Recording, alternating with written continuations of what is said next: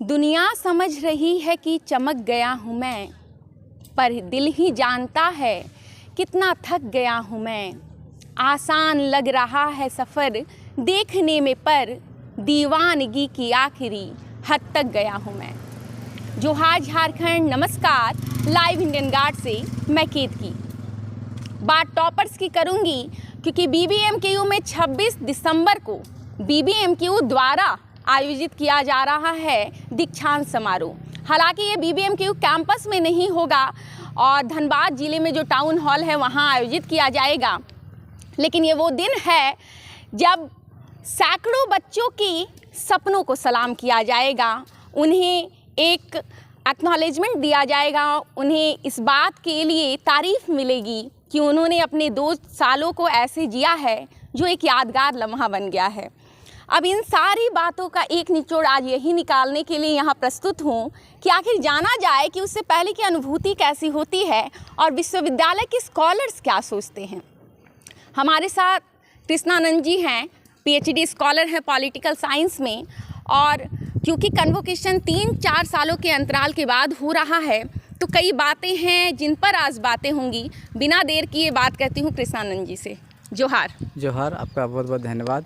विनोद बिहारी महतो कुलांचल विश्वविद्यालय में आपका हार्दिक अभिनंदन है। और ये जो आप कॉन्वोकेशन का बात बोल रहे हैं जी, ये कॉन्वोकेशन के पीछे एक बहुत बड़ा इतिहास रहा है जी। क्योंकि यूनिवर्सिटी हम लोग 2017 से ही इस्टेब्लिशमेंट हुआ था।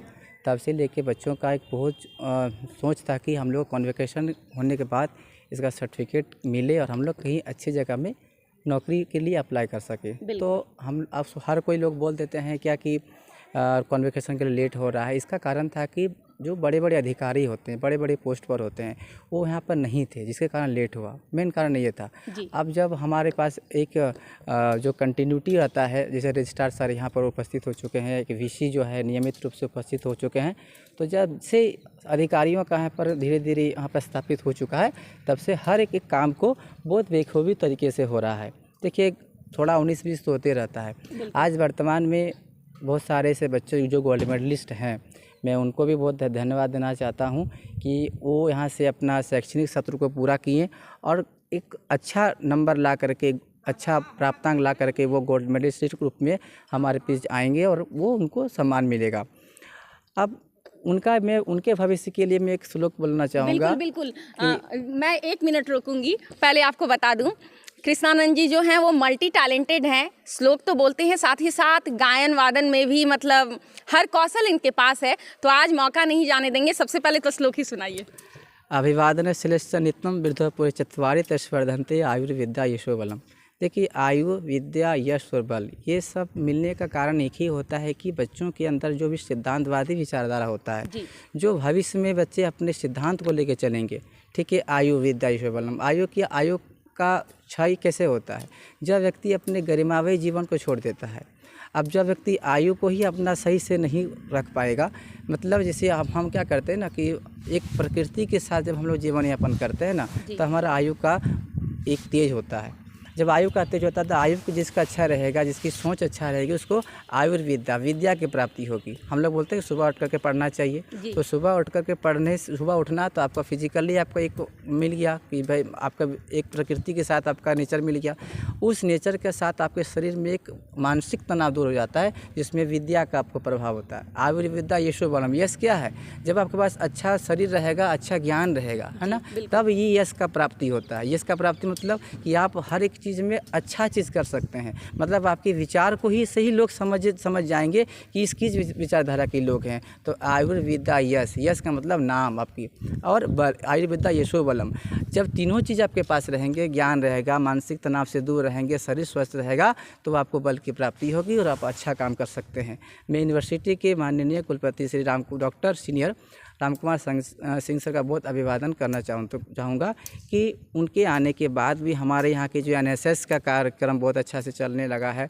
बच्चे दूर दूर तक NIC कैंप पे जा रहे हैं। ठीक है, और हमारे यहाँ पर कुछ जो आप देख रहे हैं कि अभी बहुत लोग बोल रहे हैं कि अभी यूनिवर्सिटी का लाइब्रेरी का मुद्दा है। लाइब्रेरी का मुद्दा भी बहुत जल्दी हम लोग सॉल्व कर लेंगे, क्योंकि हमारे डॉक्टर प्रवीण सिंह सर जो हैं वो IQAC के कोऑर्डिनेटर हैं और लगातार उन्होंने IQC जो हमारा एक सेल होता है, इंटरनेशनल क्वालिटी एश्योरेंस सेल, आंतरिक गुणवत्ता मूल्यांकन कक्ष, जिसमें हम लोग NAC का पूरा काम कर रहे हैं कि इस यूनिवर्सिटी को कैसे हम लोग, जैसे BHU यूनिवर्सिटी भाई कैसे अच्छा रन कर रहा है, कैसे हार्वर्ड यूनिवर्सिटी इतना अच्छा कर रहा है, कैसे रांची यूनिवर्सिटी इतना अच्छा कर रहा है, तो भाई सभी कोई अच्छा इतना कर रहे हैं, तो भाई विनोद बिहारी महतो कॉलेज के से इतना अच्छा कैंपस होने के बावजूद हम लोग हर चीज़ को क्यों नहीं कर पा रहे। तो हमारे डॉक्टर प्रवीण सिंह जो है इस चीज़ पर लगे हुए हैं, इसके पीछे हमारे कई अधिकारी लगे हुए हैं, बहुत सारे रिसर्च स्कॉलर लगे हुए हैं, और हम लोग VC के साथ बैठ करके हमेशा इस चीज़ पर हर एक डिपार्टमेंट में इस चीज़ को नोटिफाई करते हैं कि हमारी यूनिवर्सिटी में ऐसे कौन सी चीज़ जो है उपस्थित होना चाहिए जो आने वाले सभी विद्यार्थियों के लिए अच्छा हो। ठीक है, ताकि ये इस यूनिवर्सिटी को हम लोग एक वर्ल्ड लेवल पे हम लोग एक नया इम्पैक्ट देना चाहेंगे।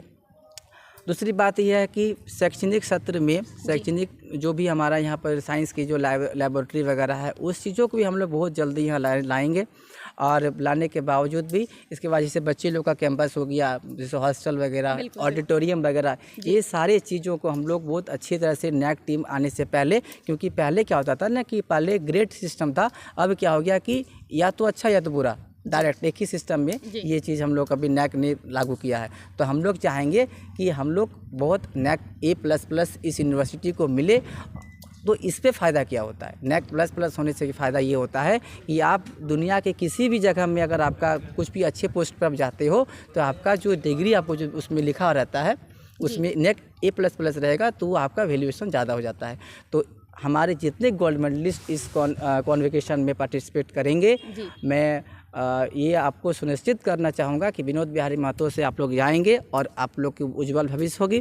दूसरी बात, जब हम दूसरा कॉन्वोकेशन करेंगे तो मैं यह तो मतलब पूरा 100% हूँ कि हम लोग आने वाले सेकंड कॉन्वोकेशन में जो भी सर्टिफिकेट रहेगा उसमें NAC++ रहेगा, 100% रहेगा।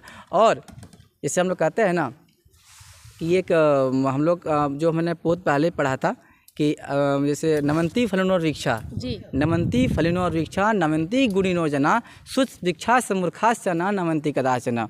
नमन्ति फलिनो वृक्षा का अर्थ क्या हुआ कि जो पेड़ में फल लगे हुए होते हैं, ठीक है, वो पेड़ हमेशा झुका हुआ रहता है। शुष्क वृक्षा समूर्खाश्च, जो सूखा हुआ वृक्ष है वो क्या रहता है ना, वो ऊपर देखिए आसमान के ऊपर डंठल को अपने ऊपर की ओर किए हुए रहते हैं, ठीक है। ठीक उसी प्रकार शुष्क वृक्षा समूर्खाश्च, जो सूखा हुआ व्यक्ति, जो मतलब जो मूर्ख व्यक्ति है, जिसके पास नॉलेज नहीं है, नैतिकता नहीं है, सिद्धांतवादी विचारधारा को अपने आपस में ढालते नहीं है, वो व्यक्ति हमेशा क्या करेंगे, नेगेटिविटी को फैलाएंगे। तो जो व्यक्ति पढ़ा लिखा रहेगा वो हमेशा झुका हुआ रहता है, किसके भांति, उस पेड़ में जो फल लगे हुए तो उसके भांति। जो मूर्ख व्यक्ति है वो कैसा रहेगा, वो सूखा वृक्ष के भांति रहेगा। तो हमारे यूनिवर्सिटी में एक ऐसा हम सबको मैसेज देना चाहेंगे कि आप उस पेड़ लगे हुए जो फल है उसके भांति बने और इस यूनिवर्सिटी का नाम रोशन करें। अगर आप नाम नहीं कर सकते तो बदनाम भी करने का कोई आपको हक नहीं है। इसीलिए मैं बहुत बहुत धन्यवाद देना चाहूँगा आप दोनों को कि इस विनोद बिहारी बाबू का भी स्टैचू देखिए लगा हुआ है। उनका भी एक संदेश हम लोग को मिला था, पढ़ो और लड़ो। आज हम लोग पढ़ भी रहे हैं, लड़ भी रहे हैं, लेकिन हम लोग बाबूजी का संदेश को एक और मिसाल देंगे कि हम लोग पढ़ने के बाद लड़ेंगे भी नहीं और अच्छा चीज़ को हम लोग कर लेंगे। ये हम लोग बाबूजी से संदेश है, विनोद बाबूजी से। और एक चीज़ बताना चाहूँगा कि अभी वर्तमान में हम लोग PhD जो हम लोग काम कर रहे हैं उसका भी कुछ फंड हम लोग को आया हुआ, तो रिटर्न चला गया था। हम लोग इसी से बात किए हैं और उस पैसा को भी हम लोग को अभी BC सर बोले हैं कि आप लोग को पैसा जो स्कॉलरशिप मिलेगा यूनिवर्सिटी के बच्चों को, रिसर्च स्कॉलर को, वो भी पैसा बहुत जल्दी हम लोग मतलब बच्चे जो हैं वो ज़्यादा से ज़्यादा अच्छा कैसे कर पाएँ, उन्हें ज़्यादा बेनिफिट्स कैसे मिल पाएँ, इसके लिए यूनिवर्सिटी कोई कोर कसर नहीं छोड़ रही है। नहीं, यूनिवर्सिटी का एक संदेश यह है कि जैसे अभी आपको छात्रवृत्ति का जो मुद्दा उठा है, छात्रवृत्ति का मुद्दा बार बार यूनिवर्सिटी HRD को भेज चुके हैं, ठीक है। उसका भी रिकॉर्ड बहुत जल्दी यहाँ पर सुनिश्चित कर लिया जाएगा और बच्चों को जैसे किसी का फॉर्म भरने में रुका गया नहीं है, फॉर्म भरा गया है, उसमें से भी पैसा आप बच्चों को मिलेगा। एक आपसे रिक्वेस्ट रहेगी, क्योंकि हमारे साथ जो हैं वो एक महान गायक हैं, ये जब गाते हैं तो बीट्स को फील किया जाता है, वो केवल शब्द नहीं होते हैं। तो अगर कुछ आप जो गोल्ड मेडलिस्ट होने वाले हैं, जिनको मेडल मिलना है, उनके सक्सेस के लिए या आगे आने वाले जो बच्चे हैं जो फर्दर सेशंस में अभी इनरोल्ड हैं, उनको इंस्पायर करने के लिए कुछ आप अगर वैसा गा सके तो हमें अच्छा लगेगा। देखिए, आपको बता देते हैं कि जिस शैक्षणिक जगह में पढ़ाई कर रहे हैं, ठीक है, तो आपको राम और रावण को दोनों को पता है। आप राम को भी जानते हैं, रावण को भी जानते हैं। राम जी बहुत ही सरल स्वभाव के थे, ठीक है। लेकिन राम और रावण के दोनों के जो प्रिय हैं वो शिव भगवान है, जी बिल्कुल। क्योंकि राम जी भी शिव जी को मानते थे और रावण भी शिव जी को जानते थे। जी। तो राम जी किस प्रकार से भगवान को मानते हैं, उनको स्तुति कर रहे हैं। जी जी बिल्कुल। नमामि समीसानं निर्वाण रूपम विभुं व्यापकं ब्रह्म वेद स्वरूपम निजं निर्गुणं निर्विकल्पं निरीहं चिदाकाशमाकाश वासं भजेऽहं नमामि समीसानं निर्वाण रूपम विभुं व्यापकं ब्रह्म वेद स्वरूपम। ये इतनी सरल भाव से भगवान को स्तुति कर रहे हैं। और उसी समय हम लोग कहते हैं ना, रावण बहुत बड़ा पंडित था जी। उनको हम लोग गलत नज़र से देख रहे हैं। अगर माँ सीता खुद जगत जननी है जी। उनको छूने का हक है, किसी को कोई छू सकेंगे?